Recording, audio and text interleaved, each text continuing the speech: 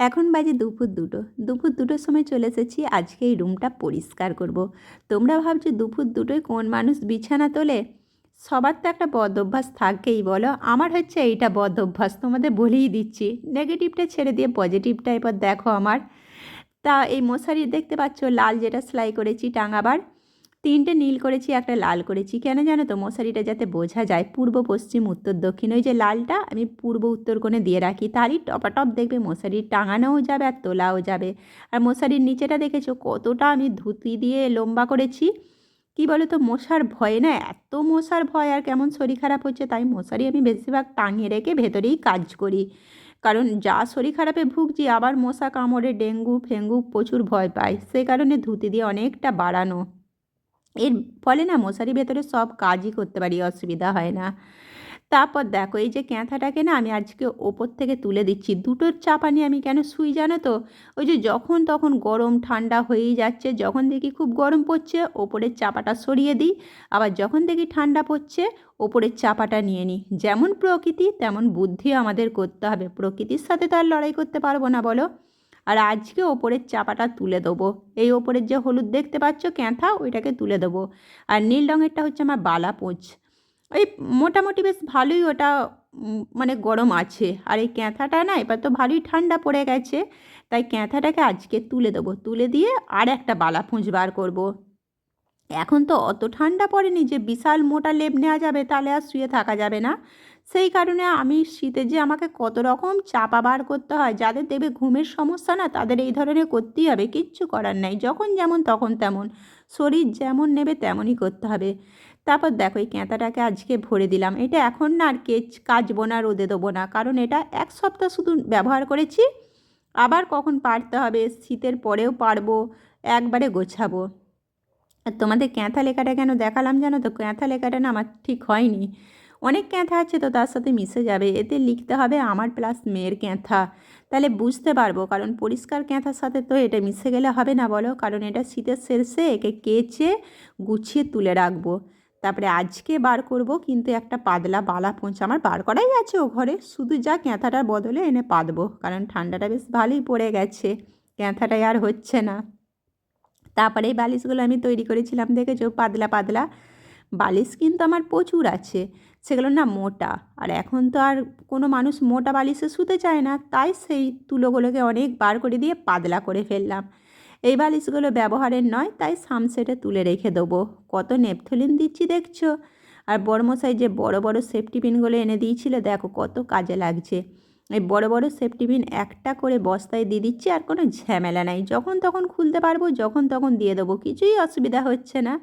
Slip মারছে বলে আর কি ভরতে পারছি না, মশারির ঢাকাটা পর্যন্ত, এই সরি বালিশের ঢাকাটা পর্যন্ত নিয়ে নিচ্ছিল।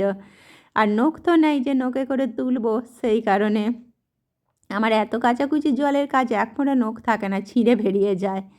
তারপর চলে এগুলোকে সমস্ত গুছিয়ে রাখি। আর নেপথলিনটা শেষ হয়ে এসেছে জানো তো, বড়মশাই 3-4 প্যাকেট এনে দিয়েছিল, আবার এটা শেষ হয়ে গেছে, শীতের পর আবার আনাতে হবে।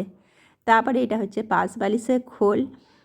একটাই শুধু এক্সট্রার ওই বালিশের ঢাকা বার করেছিলাম, তো ওটা বেরুলো, কোথায় রাখবো সব ভেবে ভেবে গুছিয়ে রাখছি। এই যে সুতোটা দেখতে পেলে, বড়মশাই রবিবার দিন এনে দিয়েছিল।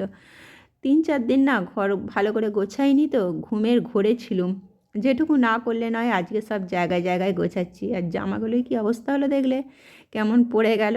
অনেক দিন থেকে ওই জামাগুলো সমস্যা করছে খুব, তাই দেখতে পাচ্ছ আমি কেমন চিকচিকিতে গুছিয়ে রাখছি। একটা পাশ বালিশের খোল শুধু এক্সট্রার পড়েছিল, তাই বালিশের ঢাকাগুলোর সাথে রেখে দিলাম। আর না হলে এখানে সেখানে রাখলে তো আর খুঁজে পাবো না, এমন জায়গায় রাখতে হবে আমার যাতে মনে থাকে। আর যে বড় জায়গাটা দেখতে পেলে, ওই রকম আমার 3 জায়গায় ওই আমার বালিশের ঢাকা আছে। এটা ওপরের, আবার নিচের ঘরে আলাদা রাখা আছে, এটা শুধু ওপরের সেট। হাতের কাছেই সমস্ত জিনিসটা গুছিয়ে রেখেছি। আর দাঁড়িয়ে দাঁড়িয়ে ভাবছিলুম যে আজকে ওই চুড়িদারগুলো কি করব। ভাবলাম চুড়িদারগুলোকে ভরে রেখে দেবো চিকচিকিতে। একটা চুড়িদারকে তো আর একটা চিকচিকিতে ভরা যাবে না, একটা চিকচিকিতে 3টে করে চুড়িদার ভরবো। আজকে ঠিক ওটাকে ঘাঁটাঘাঁটি করতে করতে মাথায় চলে এলো। যতক্ষণ কাজটার খুব না চাপ পড়ে দেখবে মাথায় আসে না, আজকে যখনই চুড়িদারগুলো সব পড়ে গেছে মাথায় বুদ্ধি চলে এলো যে দাঁড়া, আজকে তোদের আমি চিকচিকিতে ভরছি, করে চিকচিকিও বার করে ফেলেছি, দেখছো। আর এই মেশিনের ওপর এত মালগুলো কিসের জানো তো, সব সেলাই করব। তোমাদের এই ভিডিওটা আমি শেষ করেছি কি করিনি, তারপরে আমার কিন্তু এগুলো সব সেলাইও হয়ে গেছে আর ইস্ত্রিও হয়ে গেছে। ওই যে লাল জামাটা দেখতে পেলে, আমি এই সন্ধে দিতে যাবার আগেই ইস্ত্রি করে ফেলেছি। সেগুলো তো আর শেয়ার করা যায় না অত, কারণ আমার কাজ দেখতেই পাচ্ছ, যেটুকু কন্টেন্ট ভাবি সেটুকুই শুধু শেয়ার করি। আর আজকে কিন্তু এগুলো সমস্ত আমার আজকের রুটিনে আছে, এইগুলো সেলাই করব। কারণ এখন কটা বাজছে জানো তো, এখন ওই 4টে বাজছে, এখন আমার সন্ধে দেখানোও হয়নি, 4টে বাজছে। তো আমাদের জানালাটা খুলছি, দেখতে পাবে এখনও হালকা হালকা আলো আছে। আমাদের এখানে প্রচুর গাছ, রোদ তো তেমন নাই, তবুও আলোটা দেখতে পাবে। আর ওই যে বালিশের ঢাকাটা দেখতে পেলে, এর মধ্যে রেখে দিলাম। ওইটা হচ্ছে একটা এক্সট্রা বালিশের ওই মাপ। আমি তো দেখতে পেলে পাতলা বালিশে কত ঢাকা পরিয়েছি, এবার ঢাকা না আমার শেষ হয়ে গেছে, তাই একটা মাপ রেখে দিলাম। এই ড্রামে সমস্ত হচ্ছে আমার সেলাইয়ের জিনিস। সেলাইয়ের জিনিসগুলো না এই ঘর থেকে সরাতেই পারবো না। কি বলো তো, আজকে সন্ধেবেলায় আমি একবার ওই ঘরে রেখে এসেছিলাম, তারপর যখন সেলাইয়ে বসেছি না, 2 মিনিট ছাড়া ছাড়া আমাকে ছুটে ছুটে মাল আনতে যেতে হচ্ছে, কারণ সেলাইয়ের সব জিনিসটা তো এর মধ্যে। তাহলে কি করি বলো, আমাকে সেই কারণে বাধ্য হয়ে হাতের কাছে রাখতে হচ্ছে। থাক, এতগুলো সেলাই যখন শেষ করে ফেলবো ভেবেছি, তারপরে ড্রামটা সরে যাবে, কারণ যখন কমে যাবে একটু ছোট জায়গায় রেখে দেবো।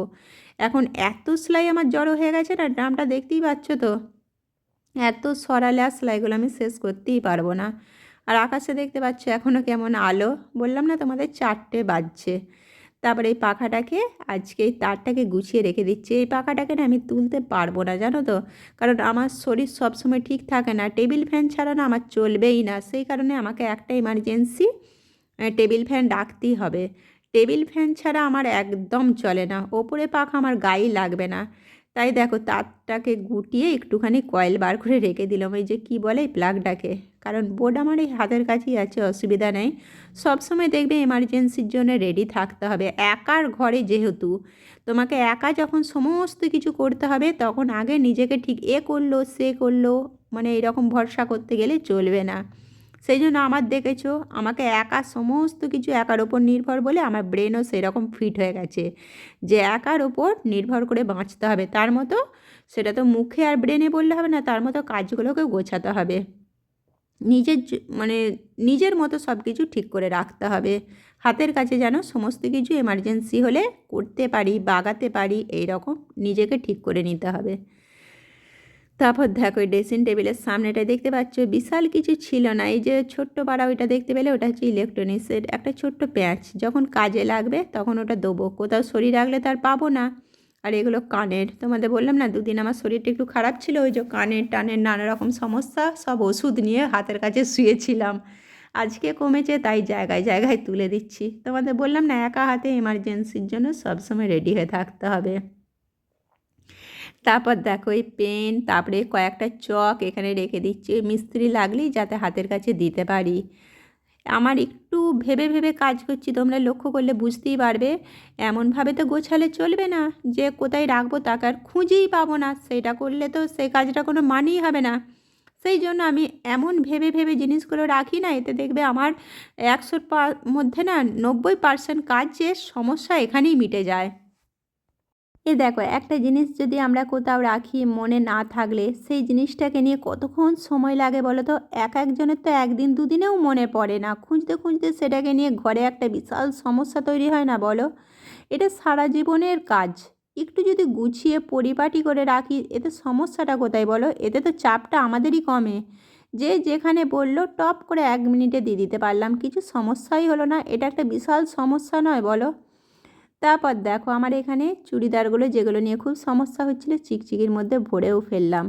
আর পাশের যে স্ট্যান্ডগুলো দেখতে পাচ্ছ, আমি কিন্তু একটা সিনেমা দেখছিলাম, কি বলিউড মুভি তো বলে আমি ঠিক জানি না, প্রচুর ভয়ঙ্কর সিনেমা দেখছিলাম। এক মনে সিনেমা দেখতে দেখতে আমার সোয়েটারটার অবস্থা দেখতে পাচ্ছ। আমি সন্ধে দেখিয়ে এসেছি, সন্ধে দেখিয়ে এসে মুড়ি খেয়েছি, মুড়ি খেয়ে কয়েকটা সেলাই করেছি, ইস্ত্রিও করেছি সিনেমা দেখতে দেখতে। তারপর তোমাদের শুধু একটুখানি এগুলো দেখাতে হবে বলে আমি একবার ফোনটা স্ট্যান্ডে লাগালাম, কারণ এই ফোনেই তো সিনেমা দেখছি। এর মাঝে আমার অনেক কাজও হয়ে গেছে, তার মাঝে আমার সোয়েটারটা তোমরা না লক্ষ্য করলে আমি বলে দিচ্ছি। দেখো আমি এক মনে সিনেমা দেখতে দেখতে সোয়েটারটা উল্টো দিকে পরে ফেলেছি। তারপর যাই হোক, আমার কাজগুলো কেমন লাগলো তোমরা অবশ্যই বলো। ভালো লাগলে লাইক, কমেন্ট, শেয়ার করো। আবার দেখা হচ্ছে কালকে। আর এই যে 3টে চুড়িদার আছে না, ওগুলোকেও আজকে ইস্ত্রি করে ফেলবো। আর বাকি যে রুমটা দেখতে পাচ্ছ, এখনও কিন্তু অনেক পরিষ্কার বাকি আছে। আজকে আর লাগছি না, কালকে লাগবো, কারণ আজকে এখনও না আমাকে অনেকগুলো সেলাই করতে হবে। কিছু কেমন শরীরে বেশি চাপ আর নেবো না, কারণ এই ইস্ত্রিগুলো সারি সেরে আবার অনেকগুলো আজকে সেলাই করব, কারণ মেশিনের ওপরে যেগুলো দেখলে সব আজ শেষ করব। আর এই পেপারে কি ভরে রাখলাম জানো তো, ওই মিস্ত্রিতে ফর্দ দিয়ে গিয়েছিল, তারপরে আমার এত ফর্দ লেখা আছে, অনেক রকম কাগজে লেখা আছে। সেই কাগজগুলো কুঁচো কুঁচো কাগজগুলোকে এখানে সেখানে রাখলে আর তো খুঁজেই পাবো না, বলো, হারিয়ে যাবে। তাই ওই চিকচিকিটার মধ্যে ভরে রেখে দিলাম। একসাথে জিনিসগুলো রয়ে গেল, আর হারাবারও ভয় থাকলো না, চিকচিকিটা নিলেই পেয়ে যাব। কি সুন্দর হয়ে গেল না। তারপর চলো এইগুলো ইস্ত্রি করে নিই। ইস্ত্রি করে নিলি আজকে হয়ে গেল। আবার দেখা হচ্ছে তোমাদের সাথে আগামীকাল নতুন একটা ভিডিওর সাথে। কেমন লাগলো অবশ্যই বলো।